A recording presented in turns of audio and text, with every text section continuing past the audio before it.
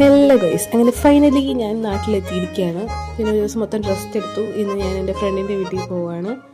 പക്ഷെ അടപ്പടി ഞാൻ വീട് തരത്തില്ല, കാരണം എനിക്ക് കുറച്ച് പണിയൊക്കെ ഉണ്ടായിരുന്നു, അതിന് വേണ്ടിയിട്ടാണ് പോയത്.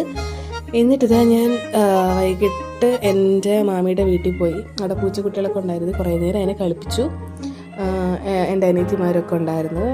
ഒരാൾ ഞങ്ങളെ വീട്ടിലുണ്ടായിരുന്നു കേട്ടോ. അപ്പോൾ അവളെ തിരിച്ചുകൊണ്ടാക്കാൻ വന്നതാണ്. പിന്നെ അവിടെ പൂച്ചയൊക്കെ കളിപ്പിച്ച് കുറേ നേരം ഇരുന്നു. ഇവിടെ കുറേ പൂച്ചകളുണ്ട് ഗൈസ്, എല്ലാം പേർഷ്യൻ ക്യാറ്റാണ്. ഇതാണ് എൻ്റെ ഫേവറേറ്റ്. ഞാൻ കഴിഞ്ഞ തവണ വന്നപ്പം കുഞ്ഞായിരുന്നു, ഇത്തവണ അവർ വളർന്നു പോയി.